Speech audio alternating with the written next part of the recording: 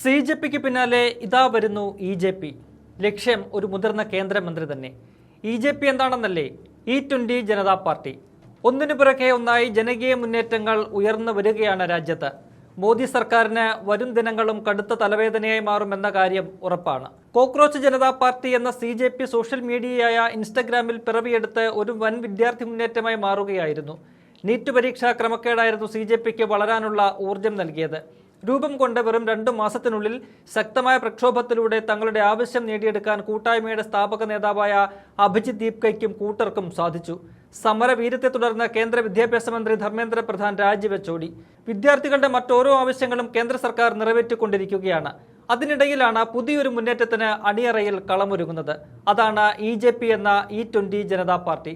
രാജ്യത്തെ ethanol petrol നയത്തിനെതിരെ രൂപം കൊള്ളുന്ന കൂട്ടായ്മ. CJPയെ പോലെ ഇൻസ്റ്റഗ്രാമിലൂടെയാണ് EJPയും പ്രക്ഷോഭത്തിന് ചുവടുവെക്കുന്നത്.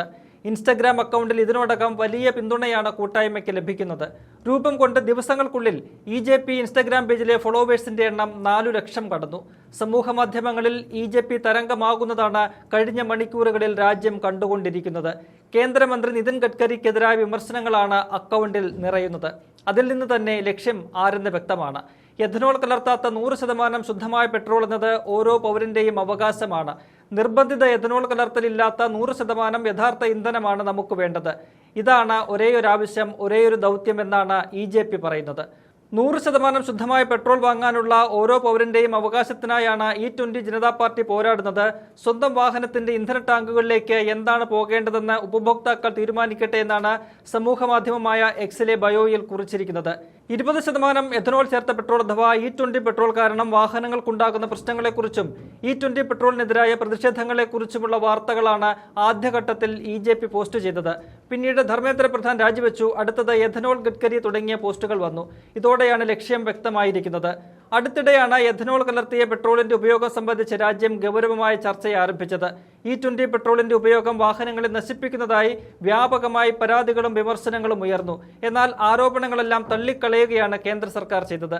രാജ്യത്ത് ഉപയോഗിക്കുന്ന E20 പെട്രോൾ പൂർണ്ണമായും സുരക്ഷിതവും പരിസ്ഥിതി സൗഹാർദ്ദവുമാണെന്ന നിലപാടാണ് കേന്ദ്ര സർക്കാർ ആവർത്തിക്കുന്നത്. E20 പെട്രോൾ ഒരു പൊതുശല്യമായി മാറിയിരിക്കുന്ന ഘട്ടത്തിലാണ് അതിനെ ചെറുക്കാനെന്ന മുദ്രാവാക്യവുമായി EJP പിറവിയെടുക്കുന്നത്.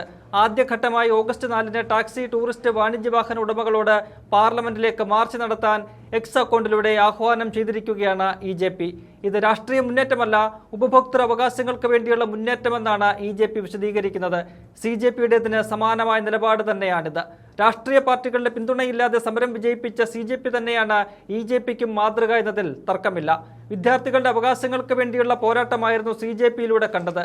രാജ്യത്തിന്റെ ഭാവി എന്ന നിലയിൽ എല്ലാ വിഭാഗങ്ങളുടെയും പിന്തുണയും അതിന് ലഭിച്ചു.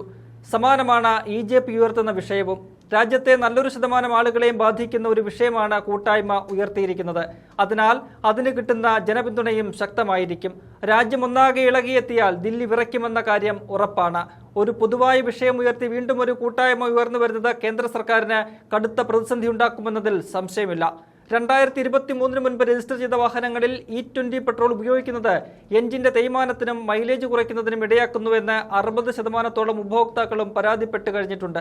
വാഹന ഉപഭോക്താക്കളായ സാധാരണക്കാർ ഒന്നടങ്കം തെരുവിലിറങ്ങിയാൽ അതിനെ തടഞ്ഞു നിർത്തുക മോദിക്കും കൂട്ടർക്കും എളുപ്പമാകില്ല. വിഷയം ഏറ്റെടുക്കാൻ പ്രതിപക്ഷവും തയ്യാറായി കഴിഞ്ഞിട്ടുണ്ട്. ഇനി ഈ വിഷയത്തെ എങ്ങനെ കേന്ദ്ര സർക്കാരും BJPയും നേരിടുമെന്നതാണ് രാജ്യം ആകാംക്ഷയോടെ ഉറ്റുനോക്കുന്നത്. CJPക്ക് പിന്നാലെ EJPയും കളം പിടിച്ചാൽ അത് കോൺഗ്രസ് ഉൾപ്പെടെയുള്ള പ്രതിപക്ഷത്തിനും ശുഭകരമാകില്ല.